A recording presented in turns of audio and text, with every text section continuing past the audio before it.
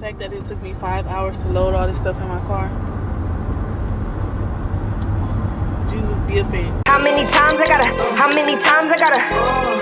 yeah. How many times I gotta say I'm on the whole other wave? If it ain't respect, tell them don't say my name.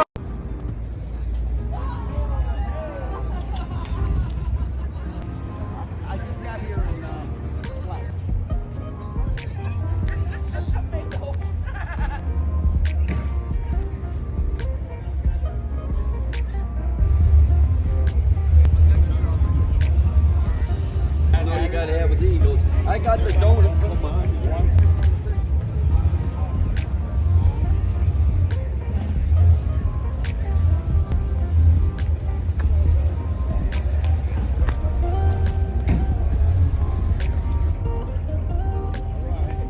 I'm getting ready. How you doing? Good, how are you? You wanna look at some sunglasses? Oh, I'll be back around. I gotta still set up my tent.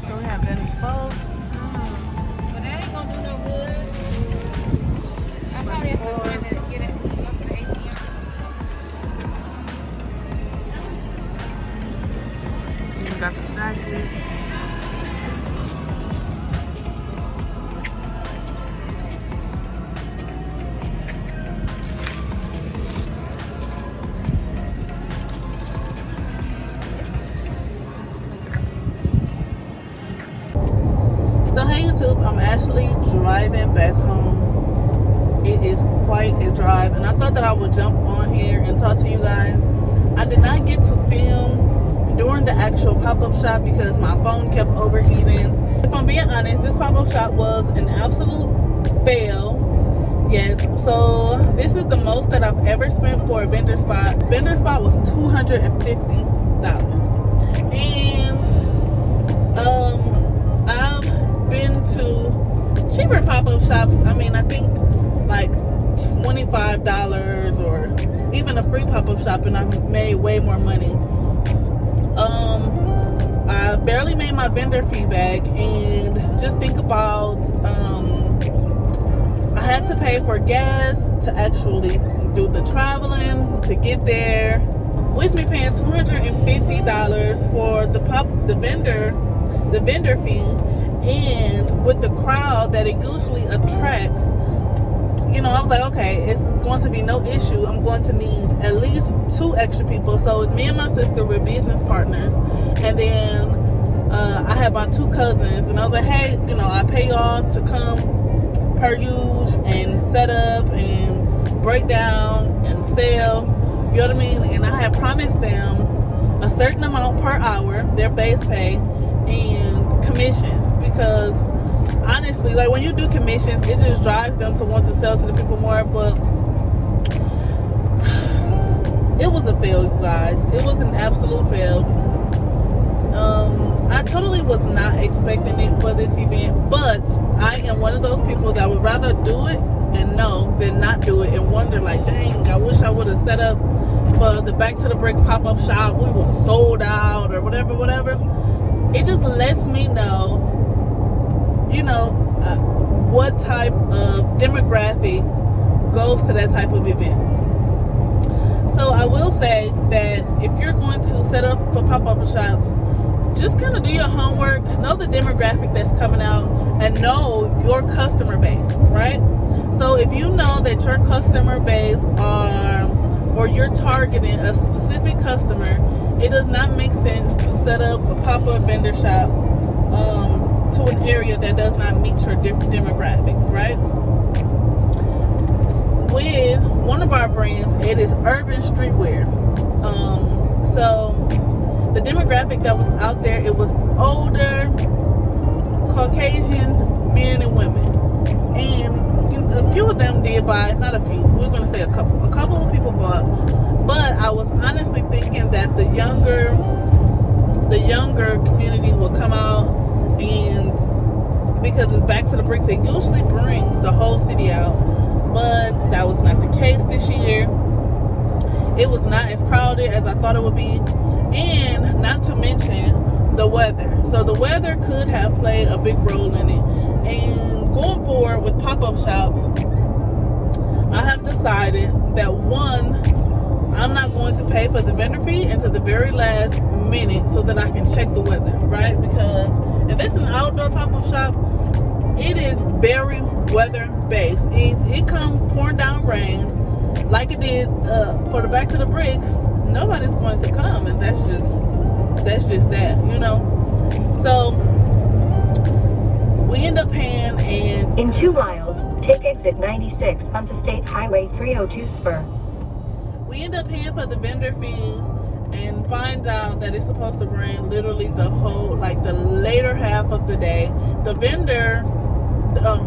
event started at 8 a.m. First of all, my demographic is not getting up at 7 a.m., brushing their teeth to come out at 8 a.m. So the event was from 8 a.m. to 5 p.m., which really, most of the vendor events that I went to or pop-up shops that I went to is usually like 3 to 7. 3 to 7 is a really good time frame. And I'm like, okay, well, that's fine. I know that the older people will probably come earlier than later in the afternoon, evening. The younger crowd will come out.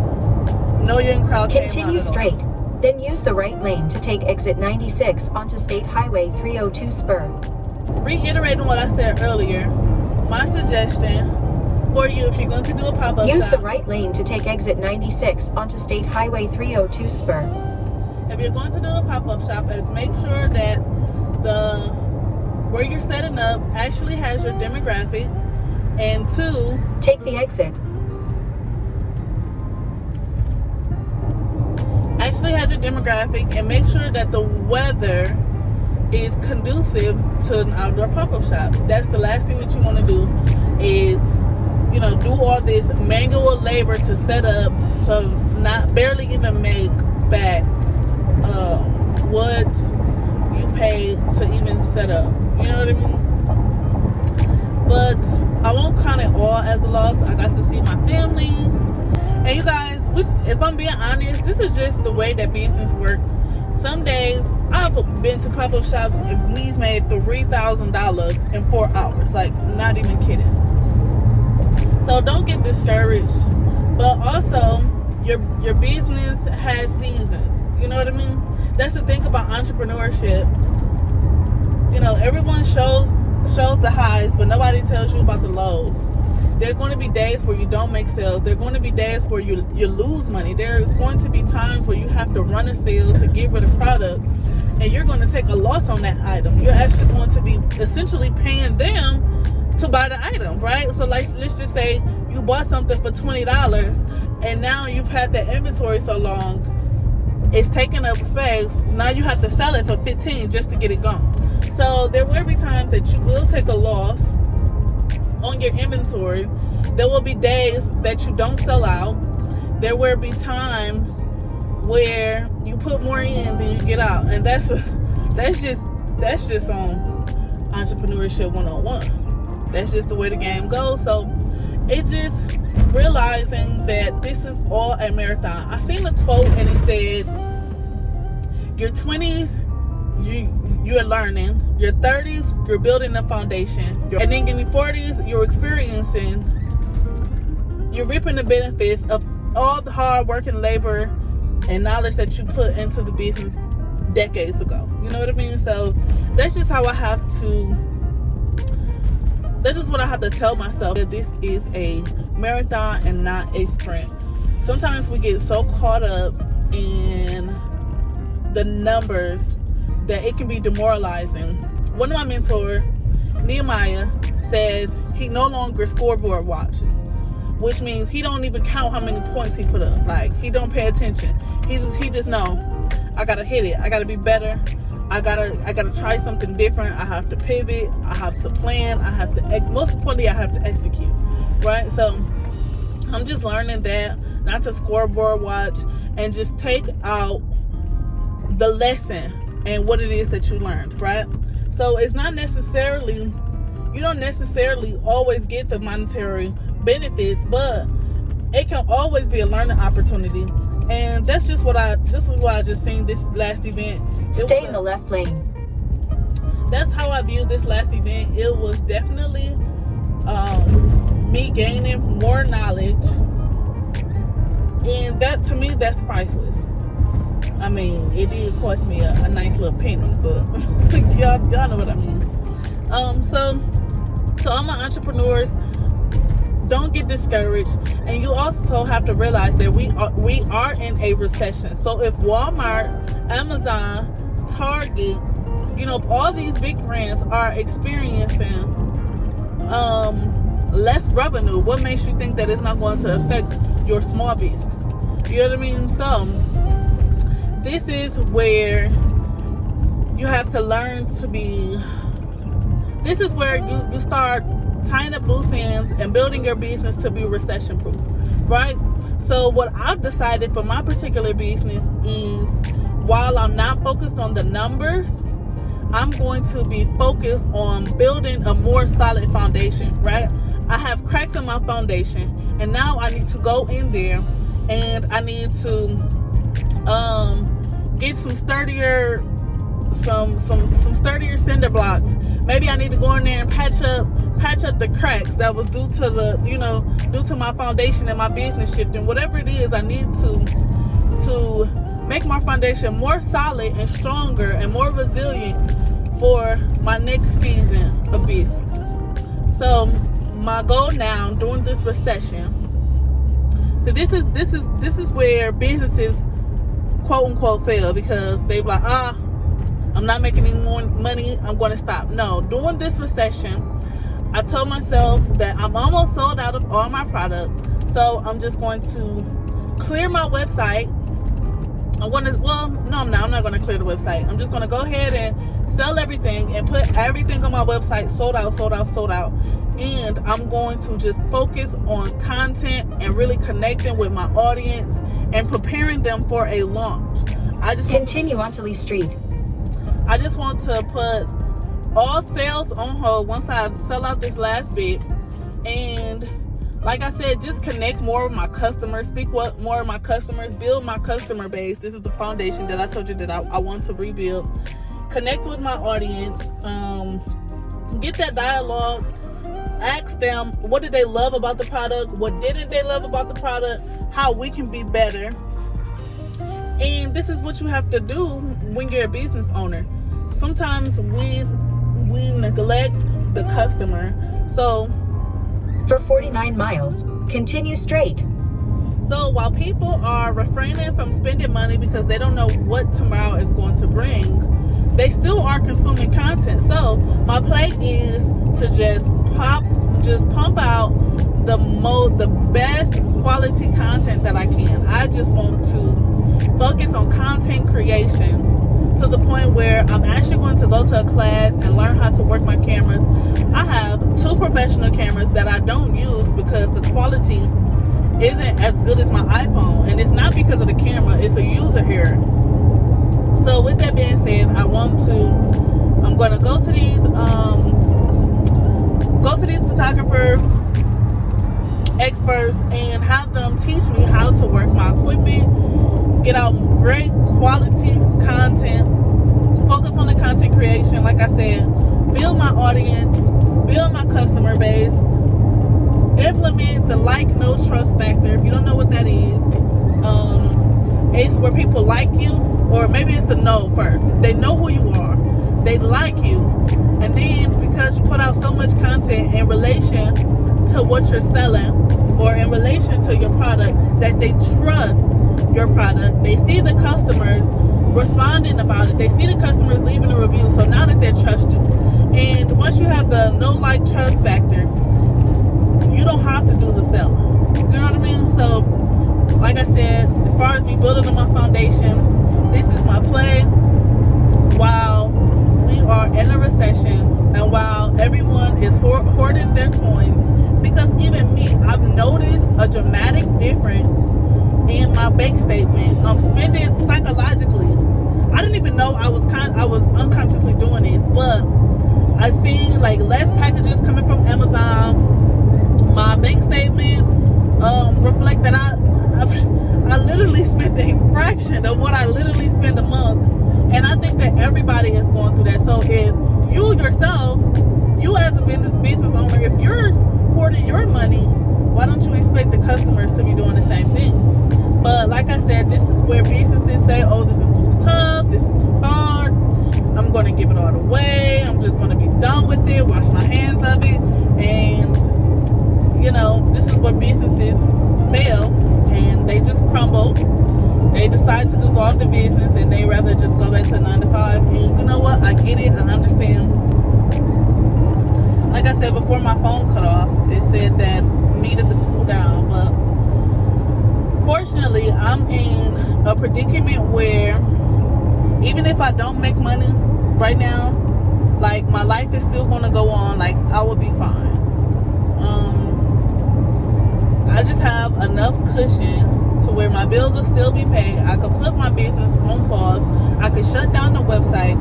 I can take a minute from selling and to just engage with my audience. So this is where quote unquote businesses fail. It's not because it wasn't a great business idea or it wasn't a great business product. It honestly be the funding. And this is why I would encourage you guys to stay on your job longer unless you have that type of cushion. Literally 13 months, I quit my job 13 months ago, and this time has flown by. Like it has flown by. So I've spent 13 months of savings And with that being said, my business is not where I want it to be. I'm still learning. I'm still growing. This is definitely not for the weak. I just want y'all to stop comparing yourselves and looking at other people's highlight reels, because you don't know what they have going on in the background. You know, people are able to do certain things because they have certain connections that you may not have. They have certain investors that you may not have. So don't be afraid if you have to go back to that 9 to 5 or stay at your 9 to 5 until you are able to go through every season of your business and still be financially okay with personal life. I've heard so many stories of entrepreneurs going bankrupt, living in their car, going through foreclosure, divorce due to finances, and you know, I told myself that the current level that I am now, like, this is my new zero, like, this is my bottom line. And I commend those people who did all the things that they did and the sacrifices that they took, but that's just not conducive for my lifestyle. That's just not conducive to what I want to do with my life. Like, you know what I mean? So I just say all that to say that while you're running this marathon, actually it's a triathlon, okay? It's a triathlon. You're gonna have to run, you're gonna have to bike, you're gonna have to swim. You know what I mean? So it's gonna be a stage where you're gonna have to pivot into a whole new arena, a whole new sport, a whole new, you know, whatever, fill in the blank, depends on what your business model is.